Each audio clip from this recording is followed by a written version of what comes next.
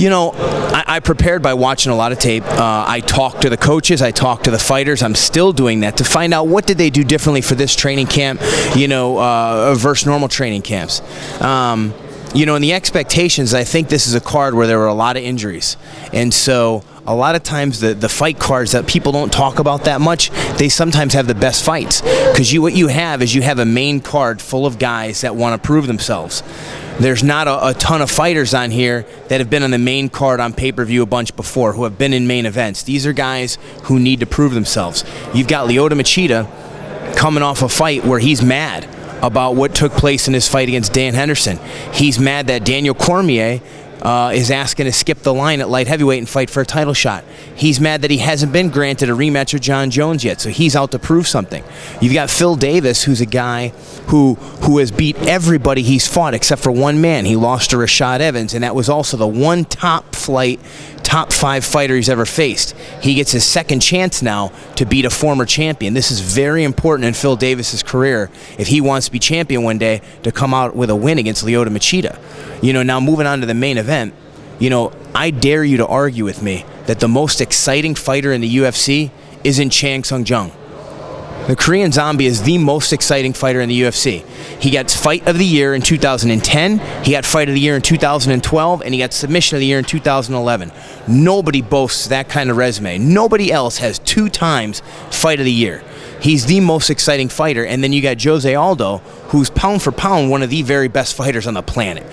Jose Aldo may be one of the very best athletes in all of the UFC. He's done some things technically and athletically that are incredible. And he is not the type of guy that you want to go and stand in the pocket and trade punches with, but I think that's what the Korean Zombie is going to do, and that's going to make for a very entertaining fight.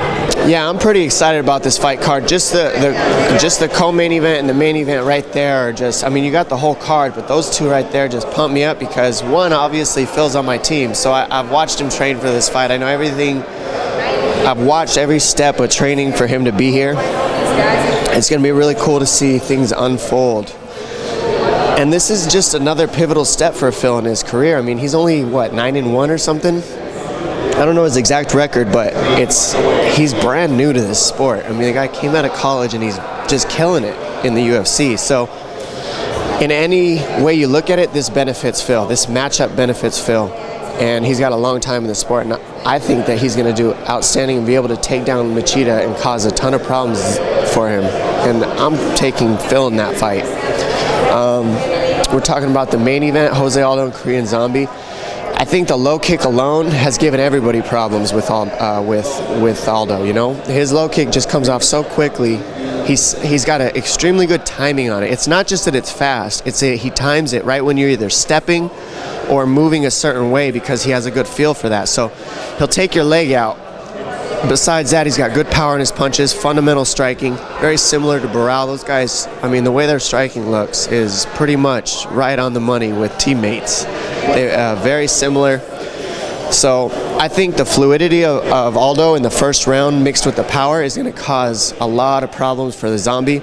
And it comes down to if he can weather that storm in the first 2 to 3 rounds to try to wear down Aldo and get some takedowns mixed in there, create a grappling grind for Aldo would be in his favor.